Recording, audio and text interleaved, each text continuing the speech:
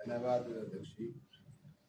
सबसे पहले तो आप सभी इलेक्ट्रॉनिक और प्रिंट मीडिया से आए हुए सभी पत्रकार मित्रों का मैं अपने संगठन की ओर से हार्दिक स्वागत करता हूं, अभिनंदन करता हूं। आज जो हमारा मुख्य बिंदु है, जिसके ऊपर मुझे आप लोगों के माध्यम से प्रदेश की जनता से, प्रदेश के कर्मचारियों, पूर्व कर्मचारियों से कुछ कहना है, उसको लेकर के एक बहुत बड़ी एक्सरसाइज बड़े लंबे समय से हमारे बीच में चल रही थी। पत्रकार मित्रों, आप सभी लोगों को विदित है, इस सरकार को बने हुए लगभग 3 वर्ष का समय जो है वो पूरा होने जा रहा है और अभी जानकारी मिली है आप सब लोगों के माध्यम से कि सरकार जो है वो 3 साल पूरे होने का जश्न बड़े जोश शोर से मनाने जा रही है। हैरानी इस बात की है, जश्न होता है, जश्न तब होता है जब कोई बच्चा गोल्ड मेडल लेके घर आता है, जश्न तब होता है जब कोई बच्चा टूर्नामेंट में जीत करके आता है, वो अच्छा काम करके आता है, स्कूल में अच्छे नंबर लेकर के आता है। लेकिन इस सरकार का जो 3 वर्ष का ये कार्यकाल बीता है, मैं आपकी जानकारी के लिए बता दूं कि मुझे लगभग 35 वर्ष संगठन का काम करते हुए हो गए और 2 दशक से ज्यादा मैं जिला कांगड़ा एनजीओ फेडरेशन का अध्यक्ष रहा। उसके बाद सक्रिय राजनीति में हूं, 2 बार चेयरमैन भी रहा। और अगर हम बात करें तो स्वर्गीय डॉक्टर यशवंत सिंह परमार जी को छोड़ करके जितने भी प्रदेश के मुख्यमंत्री रहे, चाहे आदरणीय शांता कुमार जी रहे, प्रेम कुमार धूमल जी रहे, आदरणीय ठाकुर जयराम जी रहे और अब मौजूदा हमारे मुख्यमंत्री जी, मुझे सभी के साथ काम करने का सौभाग्य मिला है।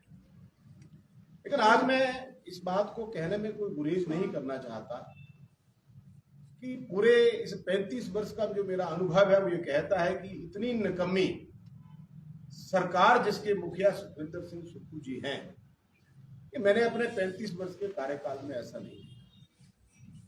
जिस सरकार की ना तो कोई नीति है और ना ही इनकी नीयत साफ है,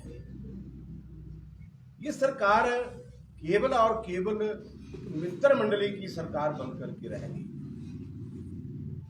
जब ये सरकार बनी तो नारा दिया गया कि व्यवस्था परिवर्तन लेकर के आएगी। ये कैसा व्यवस्था परिवर्तन हुआ कि जिन लोगों ने 58 वर्ष तक, 60 वर्ष तक प्रदेश की सेवा की, विभिन्न विभागों में विभिन्न पदों के ऊपर उन्होंने सेवा की, इस प्रदेश को तरक्की के शिखर पर पहुंचाने के लिए उन्होंने अपनी उम्र लगा दी।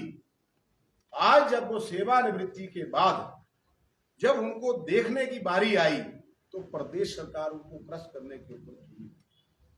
ऐसी कौन सी परिस्थिति, ये मैं तो कोई 35 साल की ही बात कर रहा हूं, मेरे साथ ब्रह्मानंद जी बैठे हैं, बलराम जी बैठे हैं, इन सबका अनुभव मुझसे बहुत ज्यादा है। आज दिन तक के इतिहास के अंदर ऐसा कभी नहीं हुआ कि प्रदेश के वरिष्ठ नागरिक, जिनको सरकार एक सर्टिफिकेट देती है वरिष्ठ नागरिकता का, सीनियर सिटीजन, और इनको हर जगह के ऊपर जो है वो उसकी आइडेंटिटी मिलती है, रेलवे में जहां भी जाए, लेकिन इस सरकार ने तो सारे पैरामीटर ही तोड़ दिए कि आज वो प्रदेश का वरिष्ठ नागरिक, पूर्व कर्मचारी सड़कों पर उतरने को मजबूर है। ये अपने आप में एक बहुत बड़ा सवाल है। आज हिमाचल प्रदेश के अंदर पहली बार पूर्व कर्मचारियों की ज्वाइंट एक्शन कमेटी बनी और उस ज्वाइंट एक्शन कमेटी में लगभग 18 संगठनों ने अपनी सहमति जो है वो दर्ज की, जिसका मैं कन्वीनर भी हूं प्रदेश स्तर के ऊपर। मैंने ही उसको सबको ऑर्गेनाइज किया, इकट्ठा किया और ज्वाइंट एक्शन कमेटी के चेयरमैन हमारे सुरेश ठाकुर जी।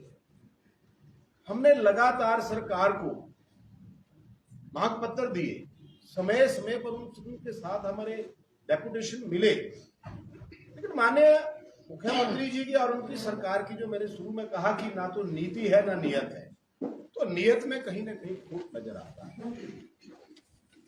ऐसी क्या जरूरत आन पड़ी है कि प्रदेश के पूर्व कर्मचारियों, बुजुर्गों को देने के लिए आपके पास पैसा नहीं है, और जब विधानसभा का सत्र खत्म होने को आता है तो अपनी तनख्वाहें और पेंशनें बढ़ाने के लिए बिल जो है वो लास्ट दिन पेश कर दिया जाता है।